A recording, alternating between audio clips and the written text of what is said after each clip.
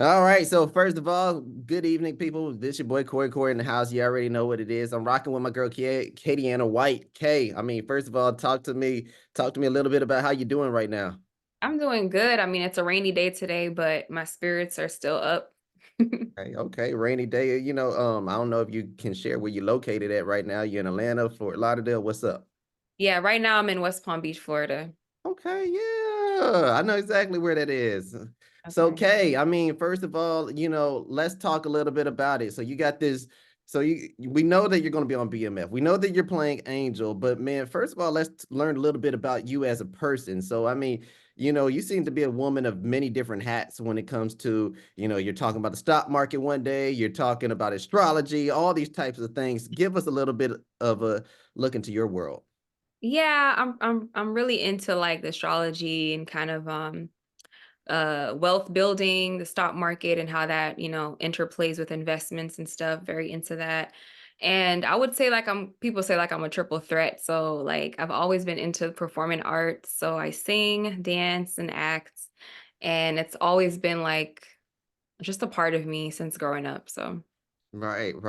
I know that dancing has always been one of your things as you are a choreographer as well. When was it that acting particularly came into the picture? I saw something about you in college, but I'll let you explain that story.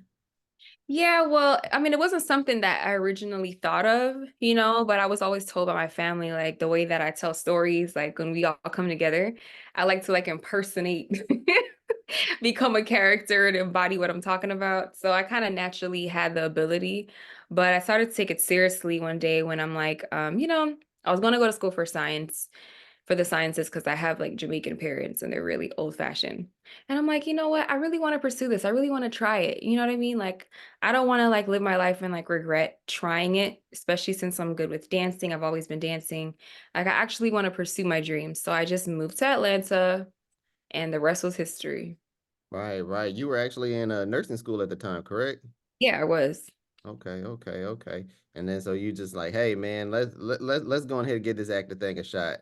Yeah, because like when your passion is not there, you can feel that, and it's something that I don't want to have regret later on that at least I Mhm. didn't try, and strive for it. So it's something I had to do, and the sooner the better.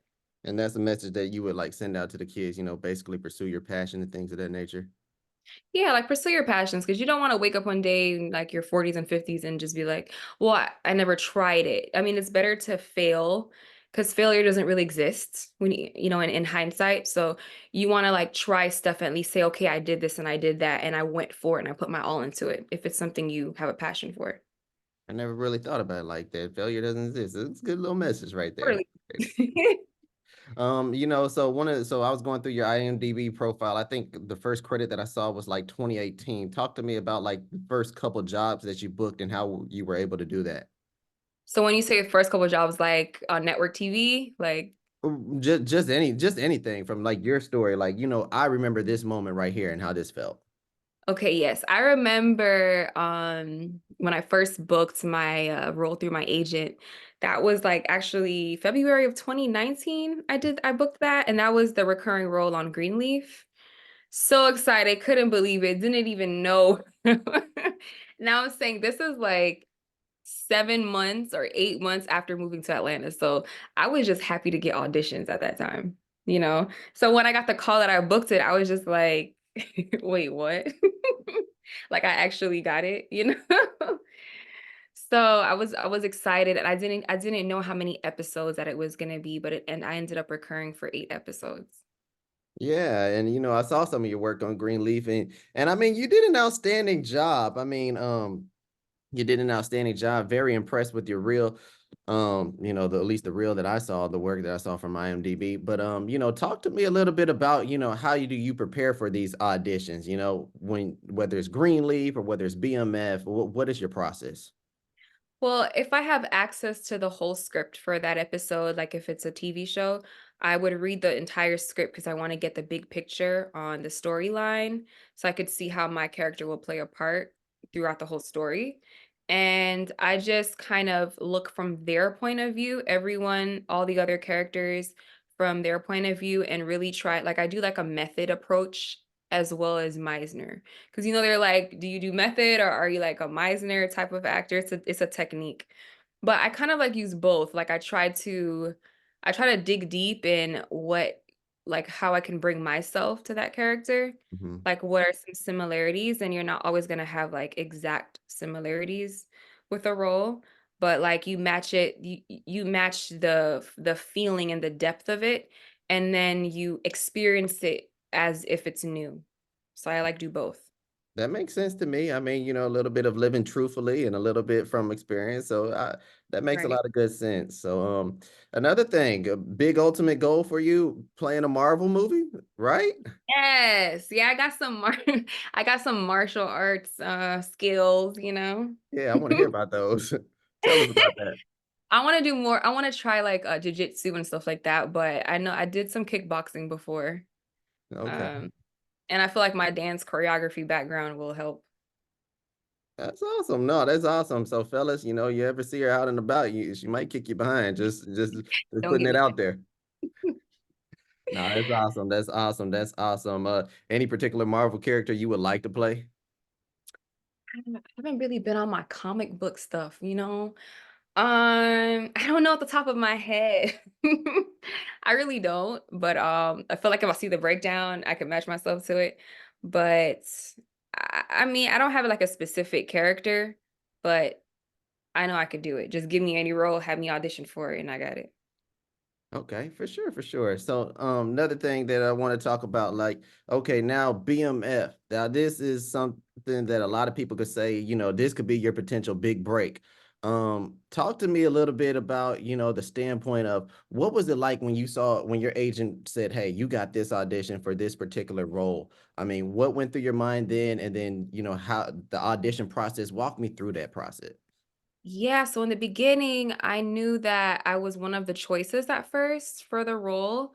And then I think they were still trying to open it up still to see more options. Then I didn't hear back for a while. So I'm thinking, oh, they're about to start filming. Like then out of nowhere, I'm like, oh, they're trying to see if the studio will approve you, like out of nowhere. And we had to film like literally when it was finalized, I had to fly out like the next day.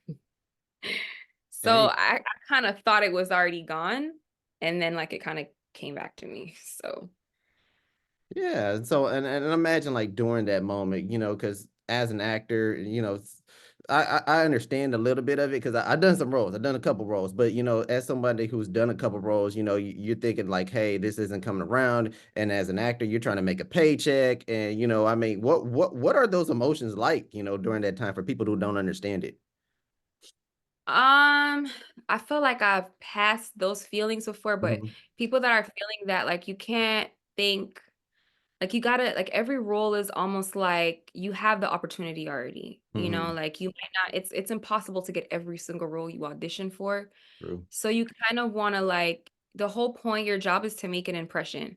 So you might not get this role, but now the casting director knows you that like, okay, wow, like she's on my radar now or he's on my radar now. Like now I can see the essence, especially if it's a first read. Like if it's a new casting, I get excited because I'm like, oh, they never see me before. It's my time to make an impact. Because when you audition for one role, you're really auditioning for several, like hundreds of roles Mhm. in one. 'Cause you're auditioning for future stuff. So then when they call you back, most likely it's more fit for you because they already kind of have an essence of you. They kind of know your type, and Right. what you can Right. do. And one of the things I feel like you're talking a lot about is the business. I mean, how long did it take you to learn the business? I mean, I know that stock markets is one of your things, but I'm pretty sure you're a business savvy woman. It's the same thing. Yeah. That's the thing. It's like the same thing. So you know how like the stock market is like up and down. It's like Hmm. you got to control your emotions because say if like the stock is going up and you have your money in it and you're like, "Oh, I want to go ahead and sell now." And then if you sell and then it went up more, you're like, "Ah, I lost that on money, but I wasn't greedy." Okay. Or it can be the other way around. You want to pull out now because like Yeah, it's COVID's coming sinking. back around. So like that, it's the same thing. It's like it's like a you don't know, so you kind of want to have strategic risk to reward. Like you got to put in what you're comfortable putting in and already know that it's gone. Like but like you're investing. So do it for like the passion of doing it. I feel like that's the same way in everything. But you got to be strategic. Don't just like throw your whole bank account, you know? Yeah, But that's silly. That's wishful thinking. Good luck. Nonetheless, so let's talk a little bit about BMF. You know, I mean, one of the things that I believe that you said attracted you to this project was from the standpoint you know the actual story. I mean, what about knowing the actual story made you say, "Hey, I got to be a part of this"? oh my God, I just knew the story growing up, and I love series that is based on a true story because I feel like it brings a different flavor to the role. Everything really truly means something, to the characters that, there's characters that are around that people are actually playing. A lot of characters are based on real people. And I think that just brings another truthful story, a truthful attachment to the story. Right. Let's talk a little bit about your character, Angel. What's Angel like? You know, for people who don't know Angel, I mean, describe her in your words. I would say she's mysterious, kind of like she's it's hard for her to trust just because she's been through a lot.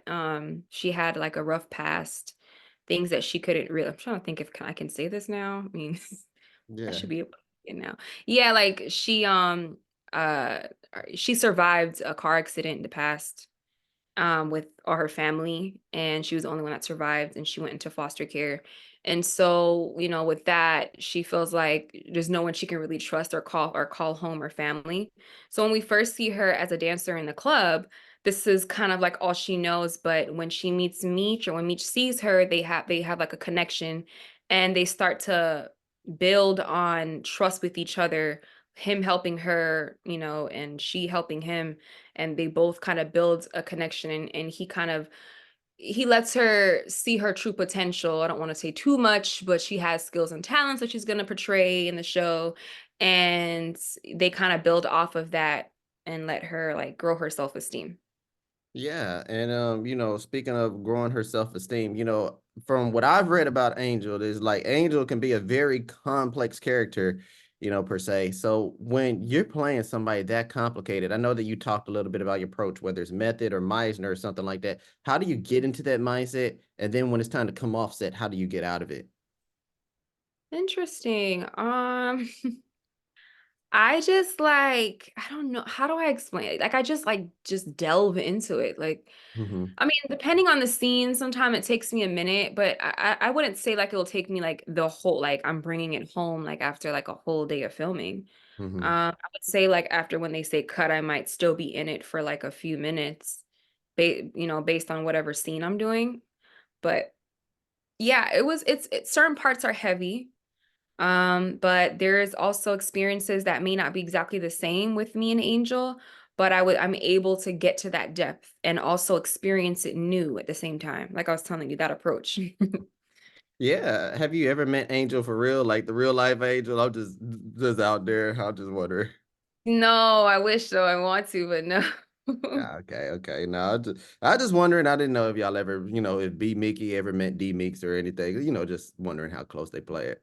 Nonetheless, BMF we're definitely gonna check it out. Another episode coming on Friday. When people look at this story, and as you all are retelling the story of BMF, I mean, what's something that you hope people will gain from watching this show, and also your performance as Angel? I feel like people would be able to gain real life events if they know the story. Kind of like the way that we're telling it and what they may not have known behind the scenes, what went down, in the story. And I hope that other women that maybe have gone through the same thing that Angel has gone through, or have people see a different perspective of a character like Angel, and how, you can start from here and end up going through this whole arc, Mm-hmm. get to this point and have a whole new perspective over her life. Hmm. Would you say like BMF is like a family show? I know Randy Huggins, he went to Grambling State University. Shout out to my alma mater. But I mean, he always calls it a family show, just talks about how decisions and everything impacts a family dynamic. Would you say that's true per Right. se?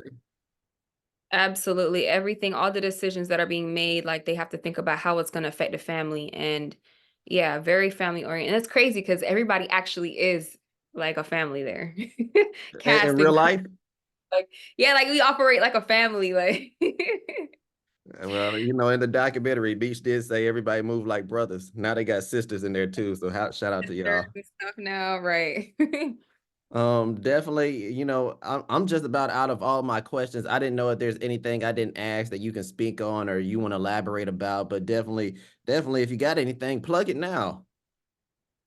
Yeah, I mean, I can just piggyback off of how people should like, believe in their dreams, stop, don't overthink it. You never know what's out there. You never know what opportunities can reach you. Just, delve into your passions and don't look back and be optimistic. Hey, you heard it here from the one and only K White. Yes. Well, Thank you for having me. definitely appreciate you, Kay, and mad love and respect to you, my friend.